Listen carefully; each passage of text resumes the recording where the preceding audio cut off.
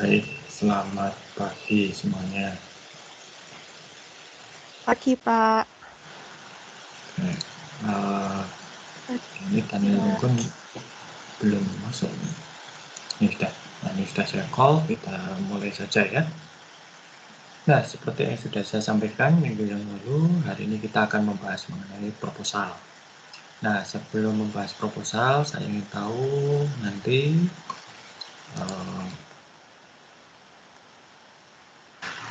ide penelitian kalian itu apa?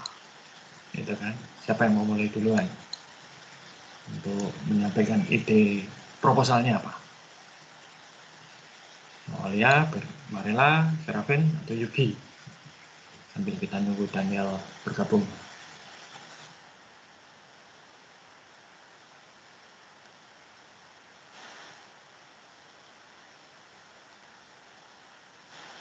Ada yang mau share? Ini apa? Ide penelitiannya?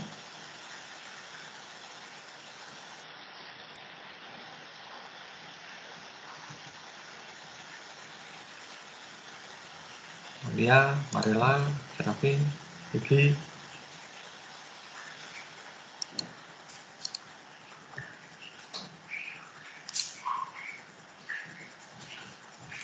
Bagaimana?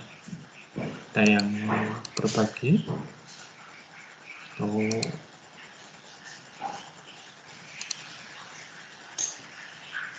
gimana, Aulia? Marela? Serafin? Yuki? Pak, saya mau coba Oke, silakan. sharing.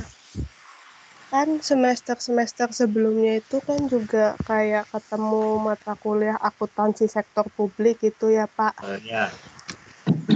Nah, saat penelitian itu tuh saya menemukan di sektor publik seperti itu tuh banyak banyak dari mereka yang sebenarnya mereka bukan akuntan, terus mereka mengeluhkan, apakah ada aplikasi yang mampu memudahkan mereka dalam melakukan pencatatan. Nah, kan mereka juga bukan di bidangnya, bukan di lulusan di bidangnya sebagai akuntan, sedangkan mereka di situ bekerja sebagai akuntan yang dipaksa untuk bisa membuat laporan begitu, Pak. Oke. Sebentar, ini harus jelas dulu. Yang kamu temui itu jabatannya apa? Di situ sebagai bendahara, Pak. Bendahara. Bendahara apa?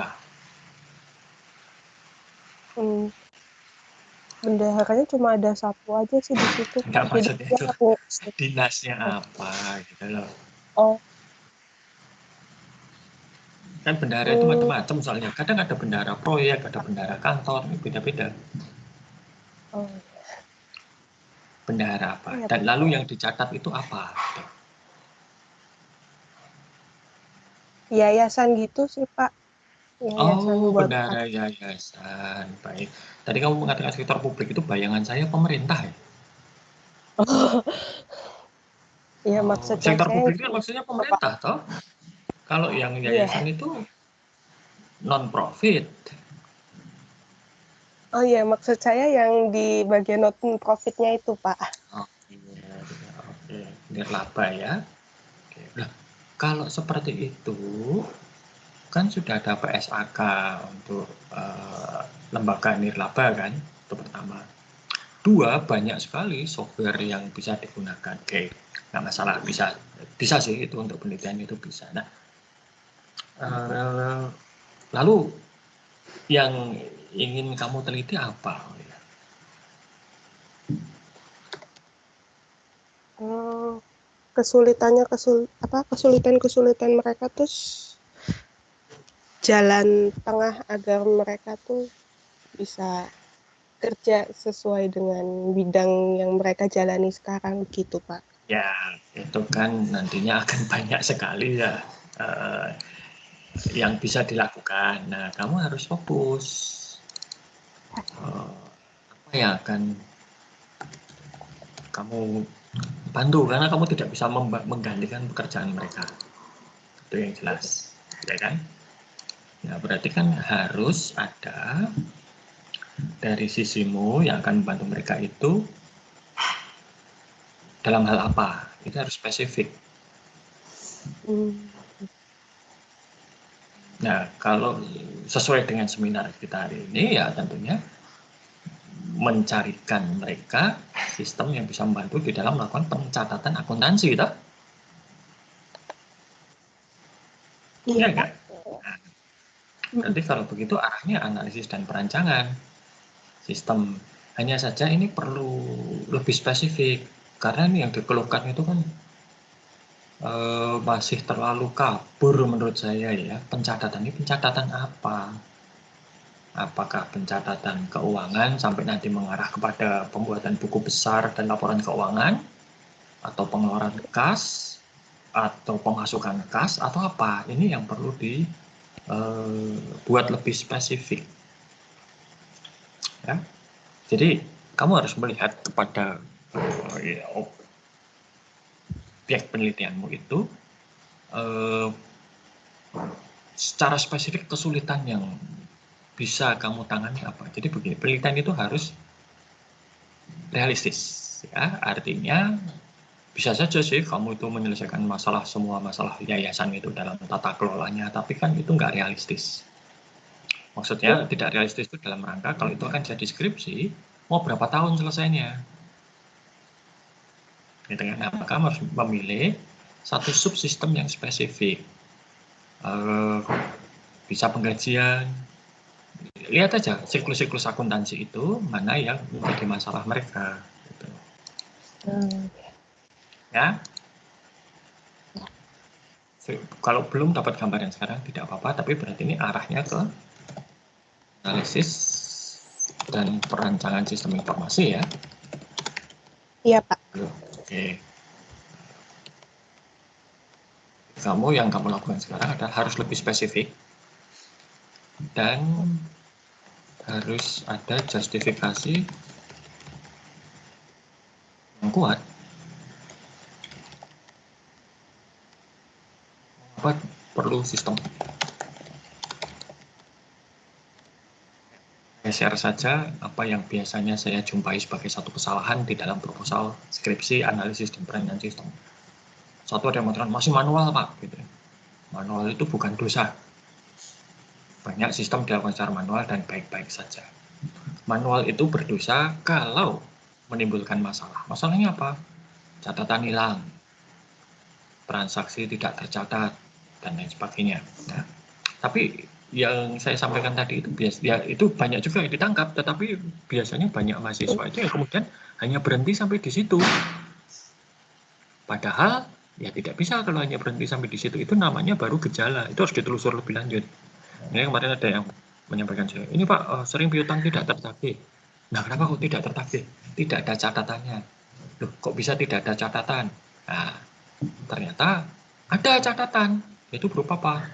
Faktur penjualan itu ada.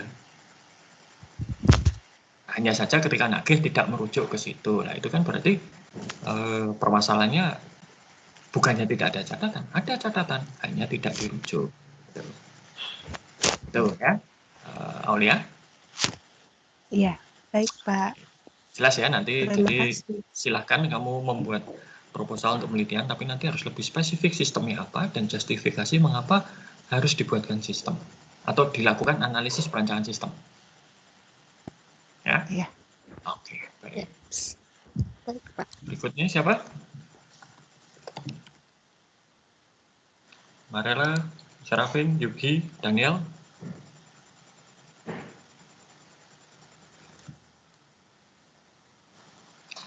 Apa usulan proposal kalian? Yuk. Marela, Daniel, Syarafin, Yugi. Mungkin saya mau coba, Pak. Oke, silakan Yugi. Jangan mungkin, harus yakin. Bukan mau melakukan penelitian. Sebentar. Ingat ya, kalau nanti di dalam skripsi dan lain sebagainya, kalau bimbingan maupun juga pendadaran, jangan mengatakan mungkin. Nah, mungkin itu berarti kalian belum tahu, harus sudah tahu. Oke, ya, terus Yugi. Jadi saya kemarin udah baca penelitian terdahulu beberapa. Nah, jadi saya mau ngambil ini Pak, kayak pengaruh pemahaman dan penerapan sistem informasi untuk kinerja individu. Apakah misalnya pengaruh pemahaman dan ya, penerapan sistem informasi pada kinerja individu dan kinerja perusahaan. Tapi saya belum nemu perusahaan apa yang harus diteliti. Baik, belum menemukan objek. Ya. Baik. Ini ya kalau seminar sih masih oke ya. Tapi pertama nanti kalau kalian akan skripsi, itu baik kalau kalian menemukan masalah dulu. Ya. Bukan menemukan teori dulu. Menangkap maksud saya Yugi? Iya Pak. Oke. Seperti Aulia tadi, dia melihat banyak bendara, ada bendara yayasan ini kebingungan, ini saya nyatetnya harus gimana ini? Nah itu masalah. Maka Aulia berusaha untuk melakukan penelitian untuk menemukan solusi atas masalah tersebut. Nah, yang kamu lakukan ini, kamu menemukan teori, ya, atau tulisan lah, gitu ya. Lalu kamu akan nanti menerapkan permasalahan ini pada objek penelitianmu. Nah, ini namanya pemaksaan kehendak. Nah, kalau mereka tidak punya masalah dengan kinerja individu dan kinerja perusahaan, ngapain harus dianu, ya kan? Iya Pak. Nah, oke. Tapi nggak apa-apa. Untuk seminar oke lah ya. Nah sekarang mari kita gali yang kamu usulkan. Yang kamu maksud pemahaman sistem informasi itu apa ya? Okay. Tadi ya saya mikir misalnya nih, ada orang yang sama kayak Aulia tadi, dia kurang paham sama akuntansinya dan kurang paham sama sistemnya. Nah, kira-kira gimana cara perusahaan itu menanggapi karyawan ini Satu, agar pelatihan. Oh ya, Jawabannya pelatihan. Udah, lu nggak usah diteliti juga sudah tahu. Jadi begini, penelitian itu tidak bisa kita menjawab pertanyaan yang atau menjawab permasalahan yang solusinya sudah jelas. Seperti ini. Oh, ini karyawannya kurang memahami. Ya, harus dibuat paham. Bagaimana caranya? Pelatihan, belajar, sekolah, gitu. Hal itu sudah bukan hal yang apa ya istilahnya itu sulit untuk dilakukan. Penelitian nggak bisa kamu melakukan penelitian untuk sesuatu yang jawabannya sudah jelas.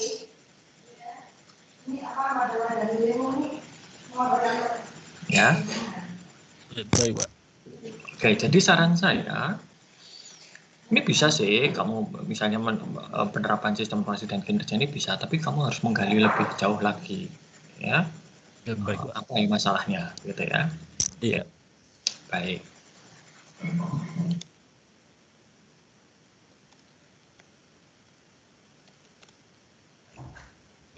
Terima kasih Yuki. Yang lain bagaimana? Ya, makasih Pak. Yuk, sama-sama. Marela, Serafin, Daniel. Ya, silakan, Marela.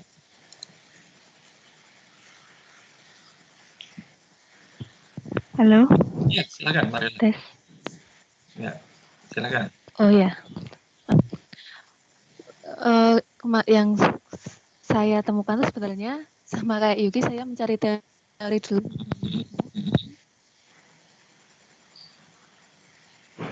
Terus? Menggunakan dari perusahaan yang ibu saya bekerja, itu kemarin kan di manual, dan itu merupakan satu grup yang Putus-putus. di grupnya tuh Putus-putus. perusahaan apa ini? Bergerak dalam bidang apa? itu perusahaannya itu kalau tempat ibu saya itu kebetulan di pakaian. Tapi itu dalam satu grup itu ada yang makanan, pencetakan buku sama otomotif. Nah itu belum ada, masih manual gitu Pak. Tapi ternyata setelah saya tanya itu udah mau buat. Jadi sebenarnya saya mau mencoba membantu untuk pembuatannya itu, tapi ternyata sudah dalam perjalanan membuat sistem itu, apakah masih bisa Oke, selalu masih bisa. Kan belum jadi, toh? Iya, Mas. Di dalam tahapannya gambaran sampai apa sekarang? Sebentar, Pak. Masih baru mau disusun. Ya, berarti kan kamu masih bisa mengusulkan gitu ya. Jadi, ini bisa. Nah, sekarang yang perlu kamu fokuskan adalah, kan ini tidak mungkin semuanya kamu tangani dalam penelitianmu. Kamu pilih salah satu sesuai dengan siklus akuntansi yang mana. Ya. Iya. Penelitianmu, kemudian ya kamu lakukan studi di situ, kamu buat proposalnya dulu sekarang. Ya, tapi kamu pilih dulu fokusnya mau apa? Jualan kah? Persediaan kah? Manufacturing? Penggajian atau yang mana? Ya. Oh iya. Itu pilih salah satu. Lalu seperti saya katakan tadi, manual itu bukan dosa. Tapi kalau ternyata manual menimbulkan banyak masalah, berarti itu kandidat untuk diotomatiskan. Biasanya begitu. Ya. Iya. Oke, jadi nanti silahkan kamu pilih sama seperti Aulia tadi ya, kamu milih salah satu yang harus kamu ya bukan harus yang akan kamu pilih menjadi subjek penelitianmu, dan harus spesifik. Sama seperti Aulia juga harus ada justifikasi yang kuat mengapa itu perlu sistem baru. Meskipun memang mereka merencanakan, grup ini merencanakan untuk otomatisasi, tetapi kan tidak mungkin semuanya diotomatiskan pada saat yang bersamaan. Pasti harus ada prioritas kan. Iya. Nah itu kenapa yang diprioritaskan yang itu dulu, usulanmu gitu ya. Oke, bagus. Baik, Pak. Terima kasih, Pak. Oke, berikutnya tinggal Serafin dan Daniel. Bagaimana ini? Serafin atau Daniel dulu?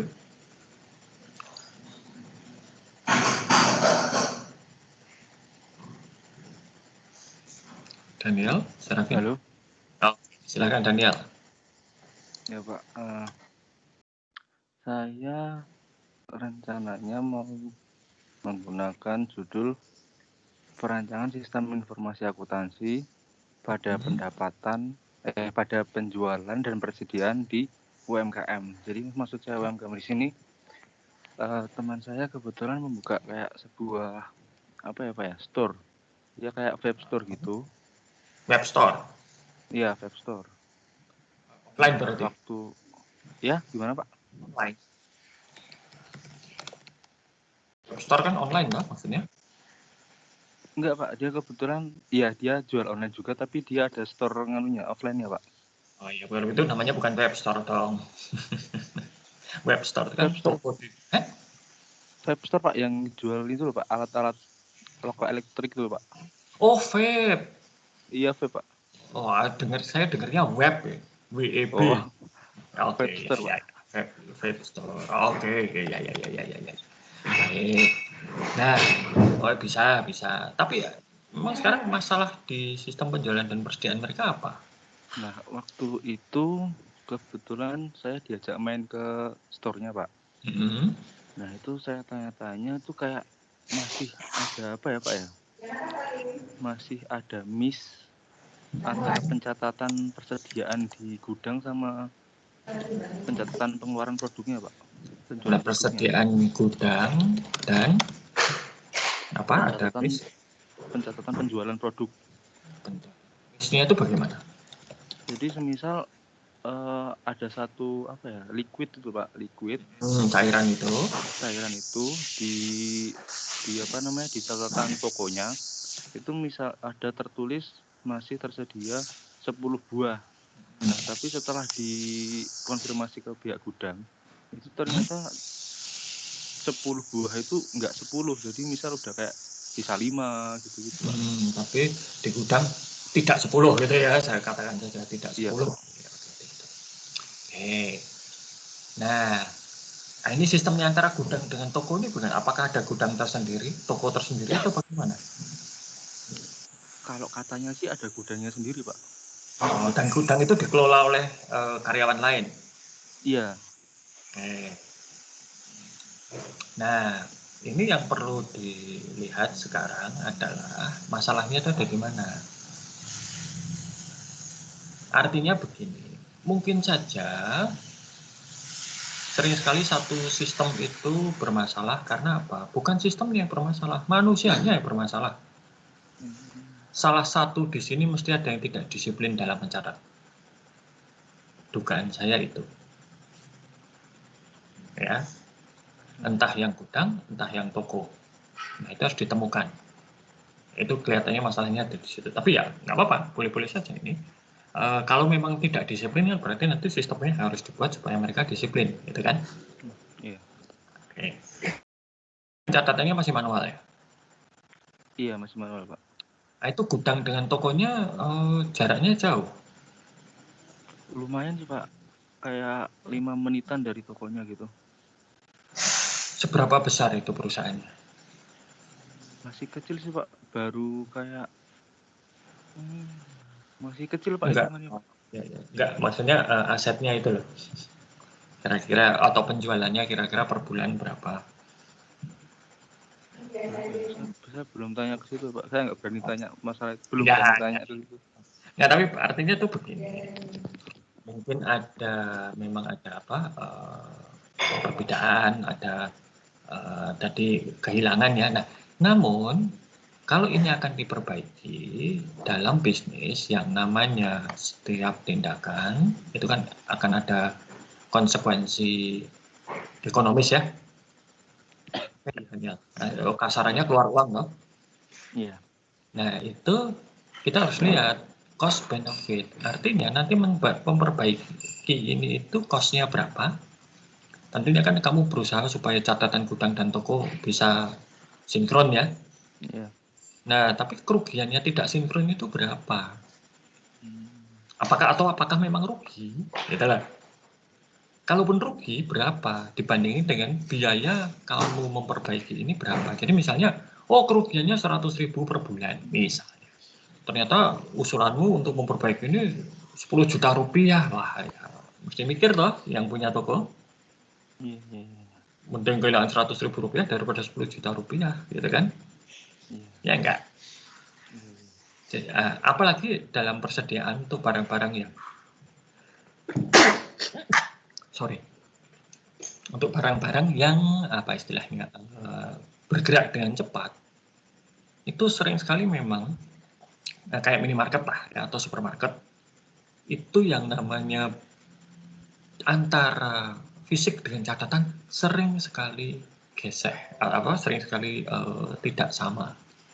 Kenapa? Ya ada barang-barang yang mudah hilang, entah itu dicuri, entah itu tercacar, entah itu terselip di mana, itu bisa terjadi. Ya.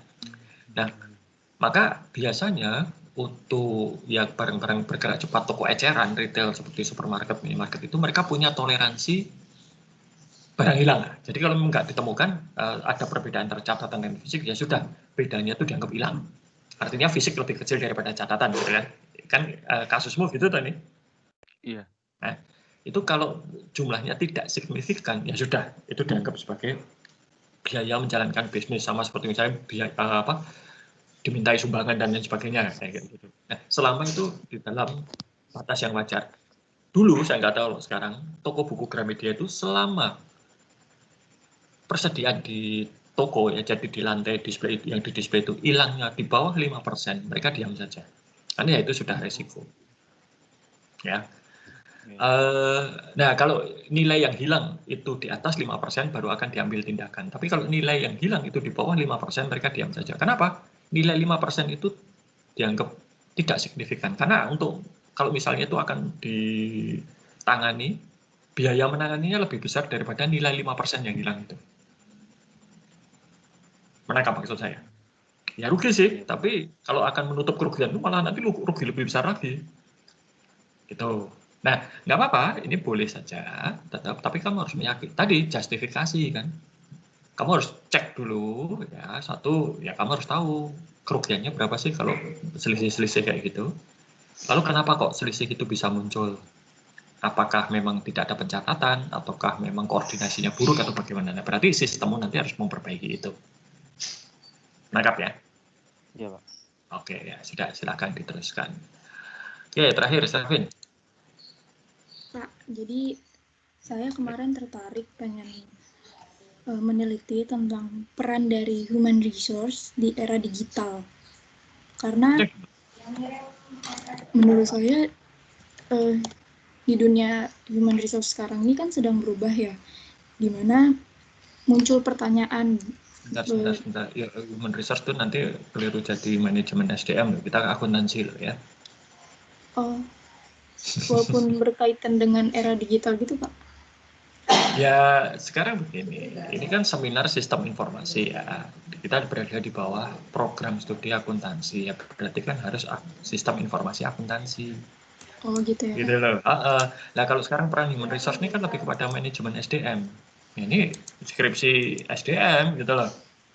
Meskipun itu berperan pada teknologi digital. Oh ya, berarti saya juga masih ada ide lain Pak, kebetulan. Oke, gimana? Jadi kan di dunia e-bisnis sama e-commerce kan saya lagi trending banget gitu ya Pak.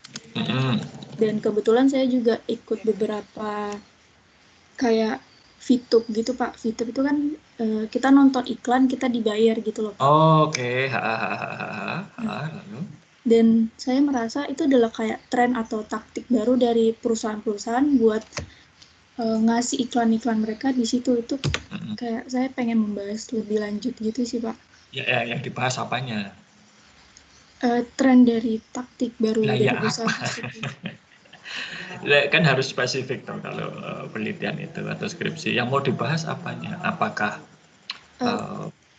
prospek dan tantangannya gitu sih Pak yang dihadapi dari perusahaan. Kalau prospek dan tantangan itu nanti masuknya ke manajemen strategi. Oh, gitu ya. Akuntansinya di mana.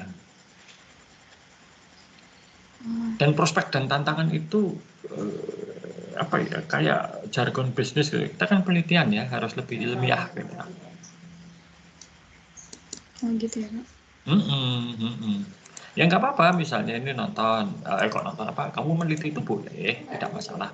Tapi kamu kan banyak hal-hal yang bisa digali, misalnya bagaimana dengan sistemnya, bagaimana dengan mungkin adopsinya, bagaimana dengan produktivitasnya, kan bisa itu digali di situ. Lihat aja yang sudah kita lakukan dengan literatur review itu, apakah ada yang bisa diangkat di sini. Ya. Iya, Pak. Sebenarnya gini, kamu nonton YouTube ya namanya, tulisannya gimana itu? Itu VTUBE gitu, Pak.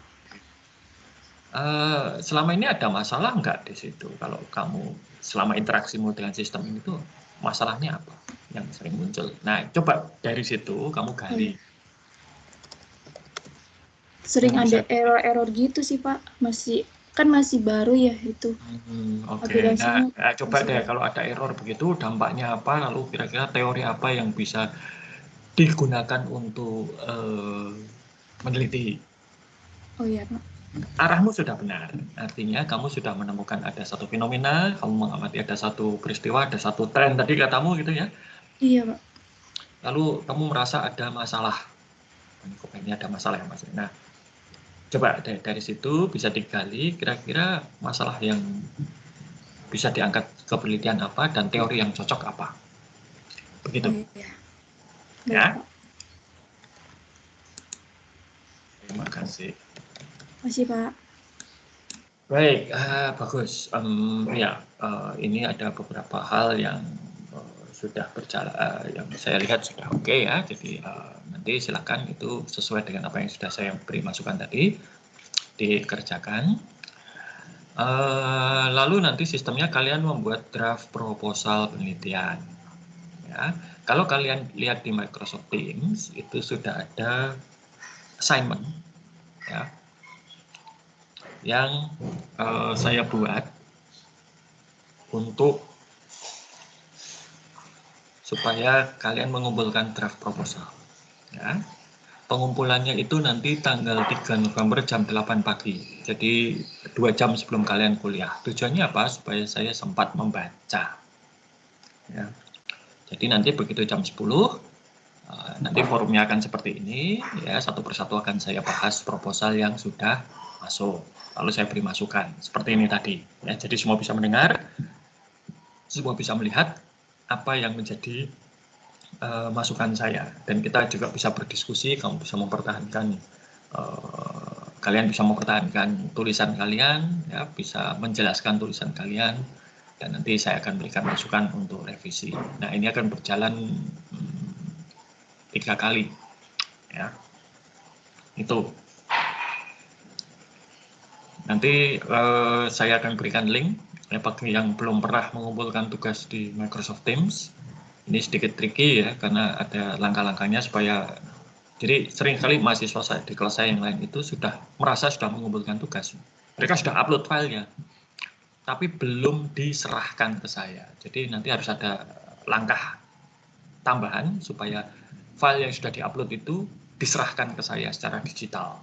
Kalau tidak ya saya nggak akan menerima dan ya, dianggap tidak mengumpulkan. Nanti saya berikan linknya bagaimana cara mengumpulkan tugas di Microsoft Teams. Oke, itu masih 3 November. Jadi nanti selama masa ujian tengah semester Anda tidak ada ujian untuk mata kuliah seminar, ya. Tapi silakan kalian membuat proposal yang nanti draftnya dikumpulkan tanggal 3 November paling lambat jam 8 pagi waktu Indonesia Barat. Sampai di sini ada pertanyaan?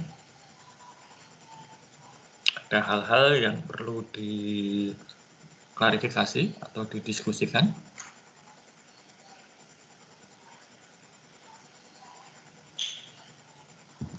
Sih, Pak. Ya. Untuk draft yang dikumpul itu sama seperti yang dikirim Pak Samyaji itu atau perlu pakai kayak cover gitu, Pak? Ya, isinya saja, covernya tidak perlu. Ya. nanti saya jelaskan ya, yang saya maksudkan dengan itu mengenai isi proposal akan saya jelaskan berikut. Formatnya ya kita ikuti saja, tidak perlu seperti itu, tapi ada format.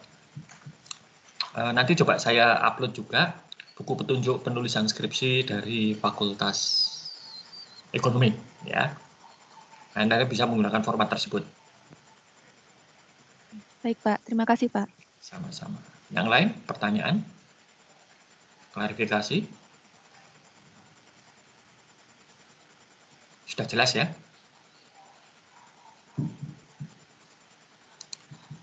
Baik, kalau tidak ada, nah seperti tadi juga sudah disinggung Marela gitu ya, dan Anda, saya harap sudah bisa melihat proposal riset saya, ya, oke,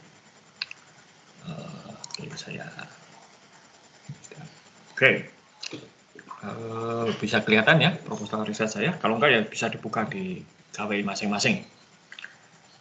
Jadi ini adalah proposal riset yang dulu saya buat ketika S3. Nah, kenapa ini saya pakai contoh? Bukan saya berharap Anda lalu bisa buat proposal seperti ini. Ya.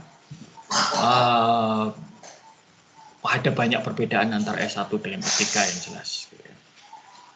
Yang jelas begini, kesepakatan di fakultas kita dan juga banyak tempat yang lain, di universitas lain, skripsi S1 itu levelnya adalah mahasiswa mampu mengaplikasikan teori untuk mencari solusi bagi masalah-masalah yang ditemui pada praktek.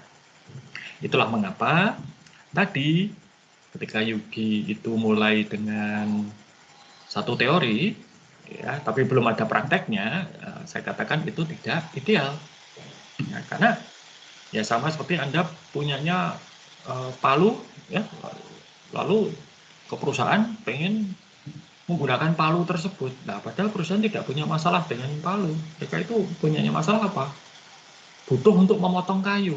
Nah, apakah palu bisa digunakan untuk memotong kayu dengan presisi? Tidak.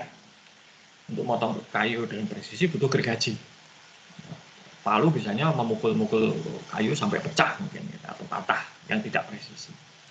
Nah, jadi fokusnya seperti itu. Jadi kalau ibaratnya tadi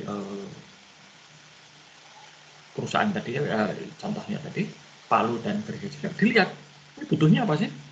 Permasalahannya apa? Oh, permasalahannya membuat adonan roti. Oh, berarti butuh peralatannya mixer, gitu kan? Atau pengaduk atau apapun. Masalahnya apa? Oh, butuh untuk memasak daging. Oh, mungkin butuh oven atau butuh kompor, seperti itu. Ya. Jadi kita mulai dari masalah.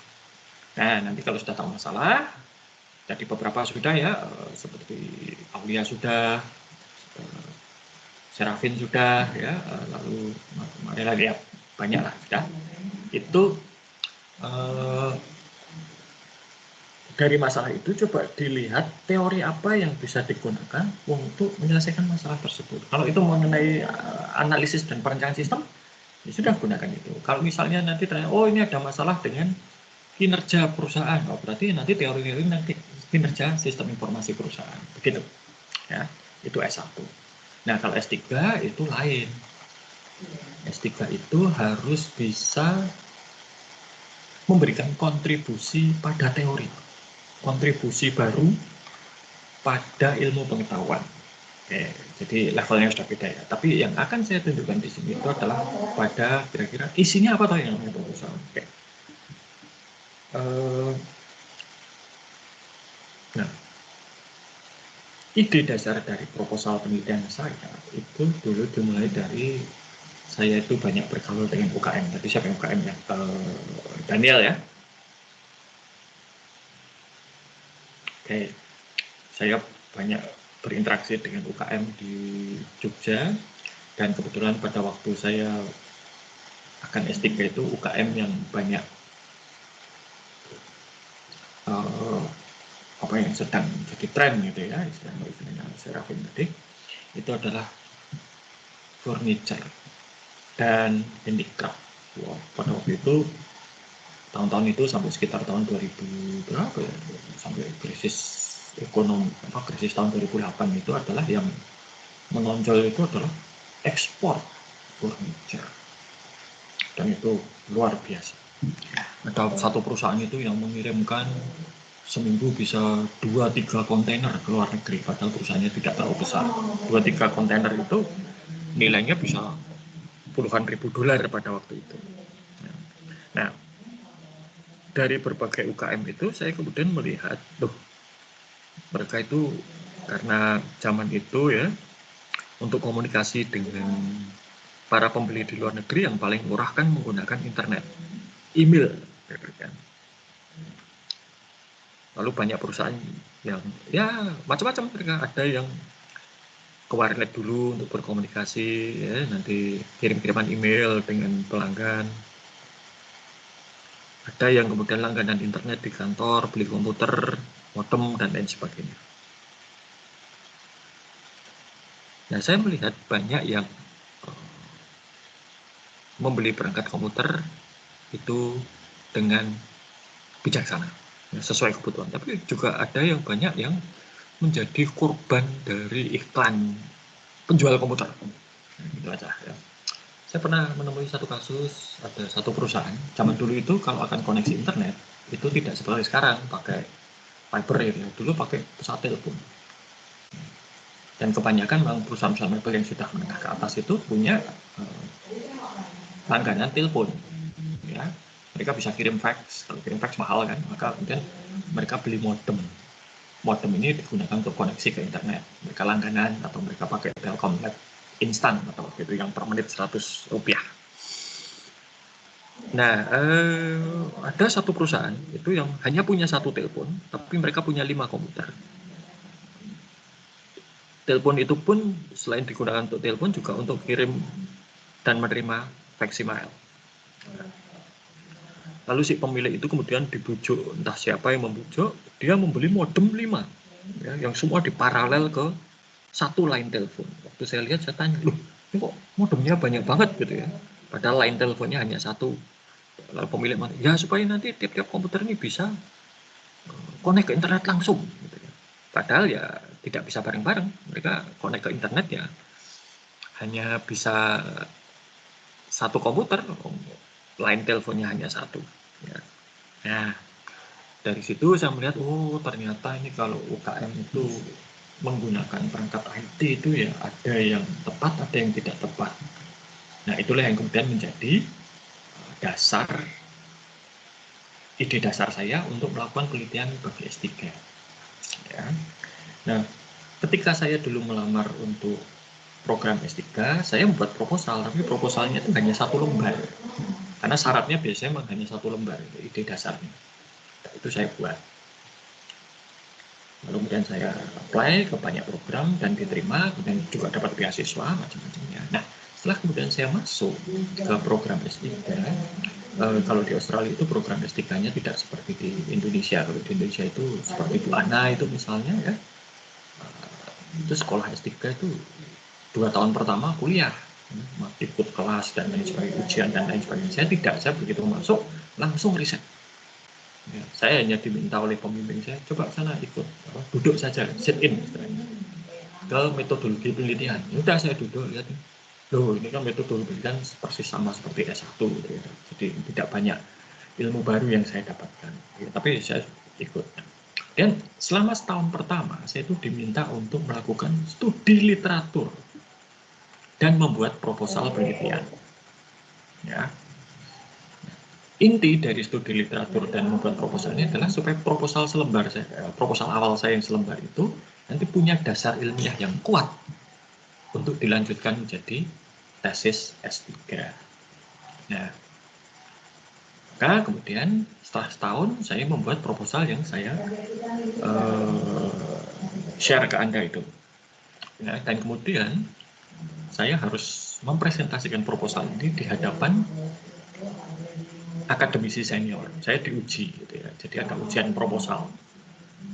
Dulu yang menguji saya itu adalah ketua program riset dan salah satu dosen senior, plus saya didampingi oleh pembimbing saya. Ya. Jadi ada 3 orang di situ, dan dihadiri oleh teman dan keluarga saya.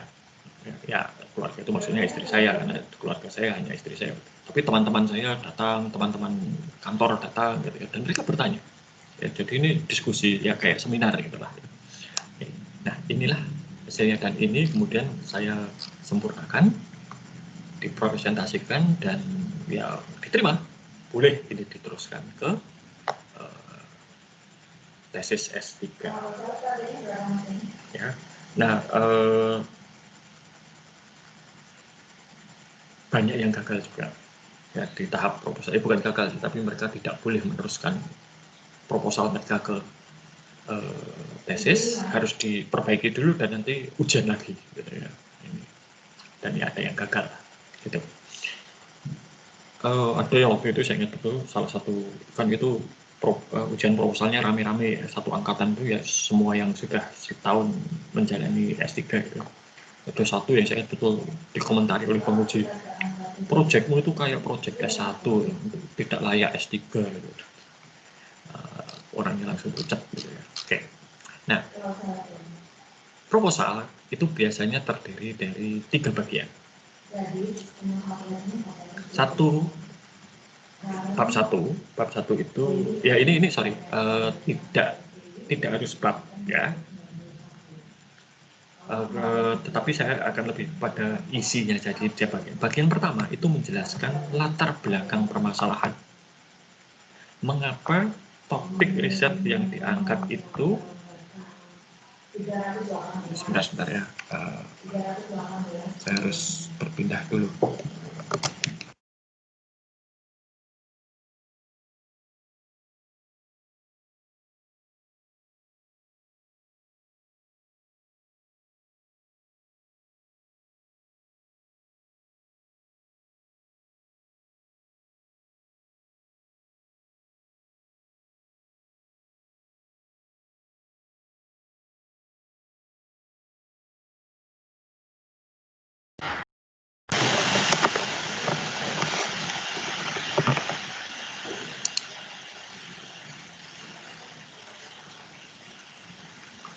Oke,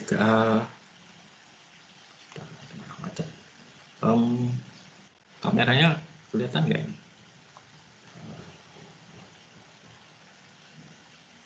Oke, kameranya mati. Tapi kalian bisa melihat proposalnya kan? Masih bisa ya? Bisa, Pak. Bisa, Pak. Baik, terima kasih. Misalnya kok tadi sempat macet. Oke.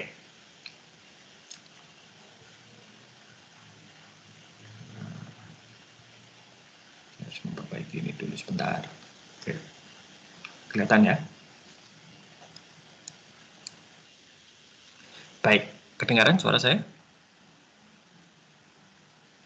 Dengar, Pak. Oke, baik. Nah, saya lanjutkan. Oke, saya lanjutkan. Jadi kemudian, nah ini bagian pertama itu adalah latar belakang. Mengapa topik penelitian yang diangkat ini penting untuk diteliti? Ya, dan berbagai nanti saya tunjukkan satu persatu. Bagian kedua itu adalah dasar teori. Nah, tapi nanti kalau kalian membuat tulisan ya jangan bagian kedua disebut bab 2 landasan teori, jangan. Ya, nanti bisa dilihat judul bab 2 saya apa. Bab 3 di dalam atau bagian ketiga proposal itu adalah mengenai rencana penelitian. Di dalam rencana penelitian itu ada satu alat pengumpulan data, dan nanti saya jelaskan. Oke, kita mulai dulu dari. Nah, pertama ini adalah ya masalahnya apa? Nih, saya mulai dari bahwa UMKM gitu ya, SME itu adalah memiliki peran penting dalam perekonomian di banyak negara termasuk Indonesia. Ya.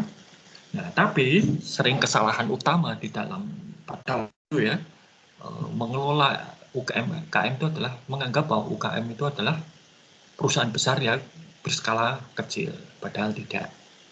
Ya, ada banyak perbedaan, nanti akan dibahas. Kemudian teknologi itu memberikan support, dan untuk UKM itu supportnya luar biasa. Karena apa? Bisa mengurangi biaya. Ya. Nah, tapi ternyata menggunakan teknologi itu tidak mudah. Ya, banyak yang gagal juga penelitian-penelitian terdahulu. Tidak khusus spesifik teknologi informasi, tapi banyak. Maka kemudian berdasarkan berdasarkan literatur dan juga berdasarkan pengalaman, saya kemudian mengusulkan untuk meneliti ya fenomena adopsi teknologi informasi di UKM di Indonesia. Nah, ini kemudian saya merumuskan masalahnya ke dalam beberapa pertanyaan penelitian. Pertama, saya lihat di literatur itu pendorong dan penghambat adopsi teknologi informasi di UKM itu apa. Ya. Kemudian bagaimana prosesnya mengadopsi ini terjadi. Bagaimana hambatan dan pendorong, faktor pendorong dan penghambat ini berperan. Karena yang ada di literatur itu hanya faktor ini menghambat, faktor ini mendukung. Tapi bagaimana faktor pendukung dan penghambat ini benar-benar berperan? Misalnya, manajer itu sebagai pendukung. Nah, bagaimana manajer itu mendukung? Ini yang akan saya teliti. Ya. Lalu apakah ada faktor pendukung dan penghambat yang belum muncul di literatur? Ya. Dan bagaimana strateginya untuk mengelola proses adopsi ini. Karena apa? Ternyata di dalam proses adopsi itu ada yang berhasil, ada yang tidak berhasil. Ada yang tepat, ada yang tidak tepat penggunaan teknologi. Kemudian saya berargumen pentingnya apa? Mengapa kok riset tentang adopsi teknologi ini perlu untuk dilakukan? Saya mengatakan ini proposal ya, hasilnya berbeda dengan nanti tesis aslinya. Tesis akhir itu beda dengan proposal, dan itu wajar. Nah, karena bisa dilihat bahwa ketika proposal ini dibuat dengan nanti tesis aslinya itu tesis akhir, bukan asli, itu jaraknya 2,5 tahun, dan dalam 2,5 tahun banyak hal yang terjadi. Tapi saya mengatakan saya ingin mengurangi resiko kegagalan. Karena apa? UKM itu modalnya terbatas, sedangkan perangkat IT itu tidak murah. Ya. Maka kalau salah di dalam investasi IT itu membahayakan untuk UKM. Kalau perusahaan besar, tidak masalah. Salah beli ya sudah, gitu kan. Itu hanyalah faktor biaya. Tapi kalau di UKM kan karena keterbatasan sumber daya finansial ya mungkin jadi masalah, gitu kan. Oke, lalu saya juga ingin memastikan bahwa Indonesia itu unik. Di dalam studi adopsi teknologi di Indonesia, saya itu adalah orang kedua yang melakukan penelitian. Orang pertama itu namanya Pak Hargo Utomo, dosen UGM. Tapi Pak Hargo Utomo itu hanya melihat ke faktor pendorong dan penghambat. Sedangkan saya ingin melihat prosesnya. Maka kemudian saya katakan, di Indonesia studi mengenai adopsi IT itu baru satu. Dan itu pun hanya pada tahap pendorong atau penghambat faktor-faktornya. Saya ingin meneliti prosesnya. Oke. Kemudian saya tunjukkan keterbatasan dan ruang lingkup dan batasan. Ya. Saya hanya akan ini pertama definisi dari UKM ini menggunakan ini hanya sedikit menggunakan peraturan yang ada di Indonesia. Karena aslinya definisi UKM itu banyak, Bank Dunia punya, Uni Eropa punya, Amerika Serikat punya, tapi Indonesia juga punya sendiri dan ada undang-undangnya. Maka saya akan gunakan itu. Oke, itu bab 1, hanya 4 halaman. Ya, maka kalau bikin proposal penelitian, nggak usah panjang-panjang. Gitu kan. Oke, bab 2. Nah, bab 2 di sini, saya mulai dari pembahasan UKM itu apa. Ya, definisinya dulu. Nah, ini kalau Anda lihat, ini yang saya coba latih kepada Anda dengan literatur review itu di sini. Bahwa coba deh, misalnya definisi UKM itu ada berapa orang yang memuat definisi UKM. Ternyata ada banyak, ada Delon, Fung, Kwan Yin Chow, Smidek, Utomo dosen ini tadi, Pak Hargo Utomo tadi ya, Walsuch ya. Nih. Lalu saya coba petakan definisi UKM itu biasanya pakai apa sih? 1, jumlah karyawan, jumlah modal, total aset, ya, perputaran penjualan, kemampuan produksi maupun pendapatan rata-rata. Ya. Nah, tapi kalau di Indonesia, Bank Dunia ini ya, Bank Dunia itu menggunakan definisi UKM pada jumlah karyawan, total aset, dan total penjualan per tahun. Ya. Nah, kalau di Indonesia apa? Nah, di Indonesia itu ternyata yang digunakan itu adalah total aset dan total penjualan. Ya, ini temuan saya rangkum dalam satu tabel. Ya.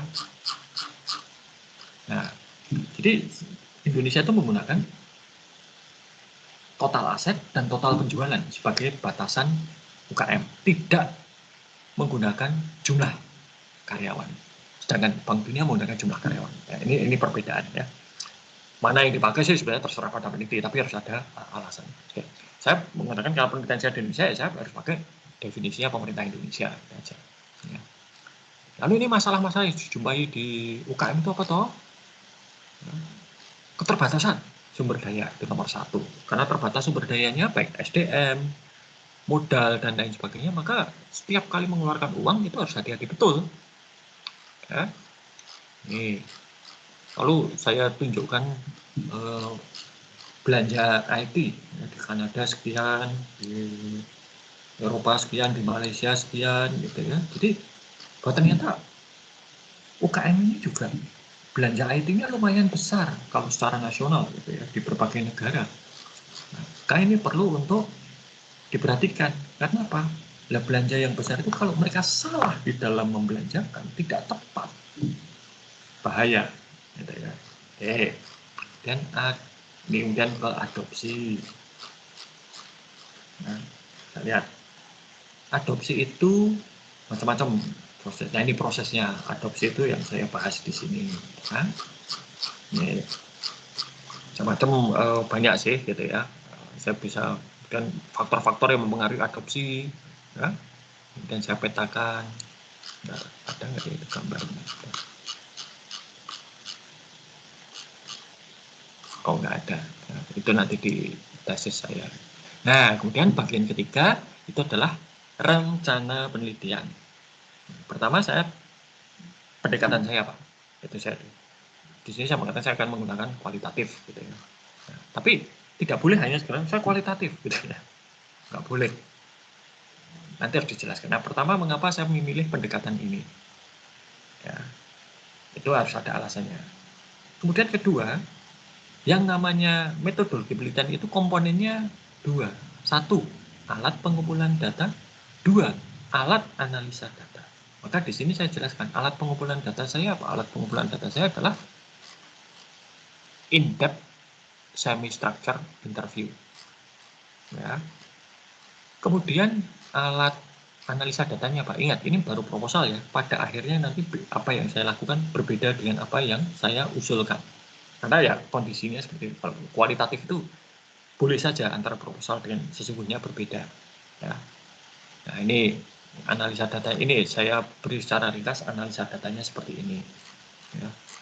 Dan salah satu yang saya perlu jelaskan di proposal juga adalah masalah etika penelitian. Karena kalau penelitian itu melibatkan manusia dan makhluk hidup yang lain, itu harus mendapat persetujuan dari komite etik penelitian. Di Indonesia belum ada. Di Indonesia itu yang sudah menggunakan komite etik untuk penelitian itu baru kedokteran. Ya. Tapi di Australia dan banyak negara-negara barat, hampir semua penelitian itu harus pakai etik. Ya. Oke, jadi ini lalu ini rencana penelitian saya ya kasar sekali sih. Review literatur, ini doctoral assessment nih ya setahun kan, dan pengumpulan data, analisa data ini bareng dengan penggunaan data paralel, penulisan itu harus mulai dari awal. Setelah saya menyelesaikan proposal, saya itu sudah punya satu artikel yang terpublikasi berdasarkan pengalaman saya berinteraksi dengan UKM dan literatur review. Jadi dari literatur review dan pengalaman saya berinteraksi dengan UKM, saya bisa menjelaskan gimana toh UKM di Indonesia itu mengadopsi teknologi. Belum penelitian resmi, ya belum penelitian. Saya sudah punya satu artikel yang terpublikasi dan itu pertama kali saya mempresentasikan di satu konferensi. Ya, tepatnya di sini itu saya presentasikan. Dan hasilnya saya punya 5 publikasi berdasarkan penelitian saya. Ya, lalu ini dikumpulkan di tahun 2005 akhir semester 2. Nah, lalu ini referensi ya. Begitu. cukup banyak ya referensinya, lumayan lah. Nah, jadi itu ya, yang namanya proposal itu yang saya harapkan muncul nanti dari Anda. Ya. Satu, latar belakang. Mengapa topik penelitian yang Anda usulkan itu menarik, penting, dan pantas untuk diteliti. Seperti tadi siapa ya?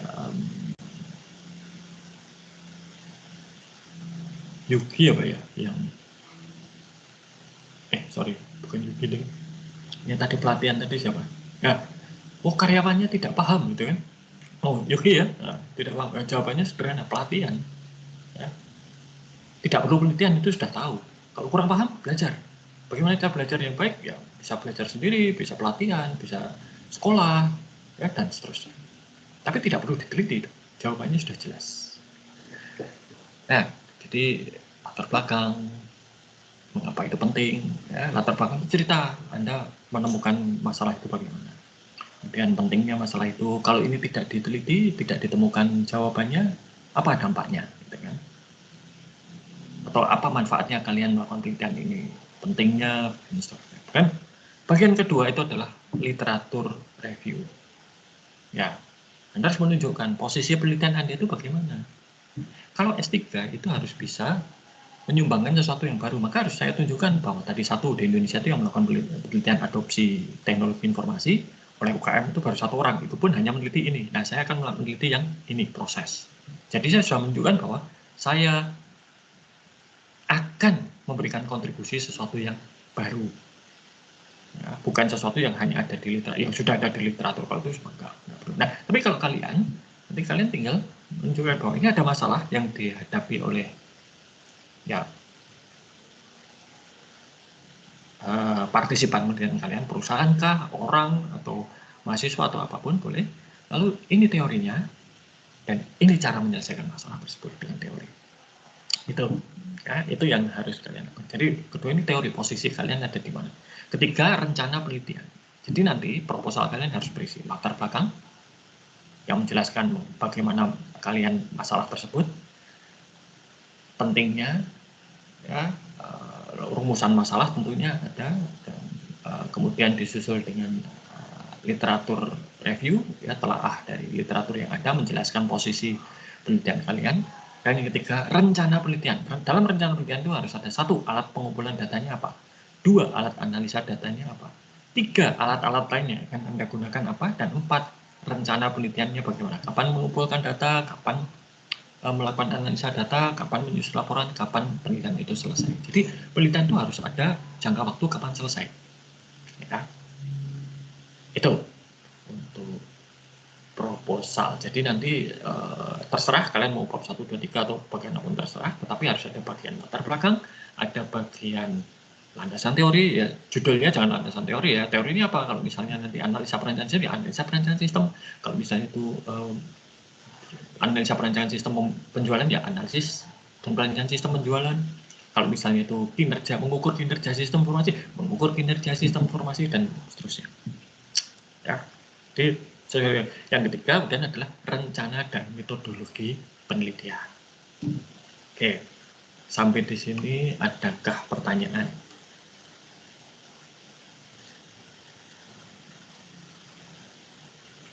Ada yang belum jelas, ada yang diklarifikasi?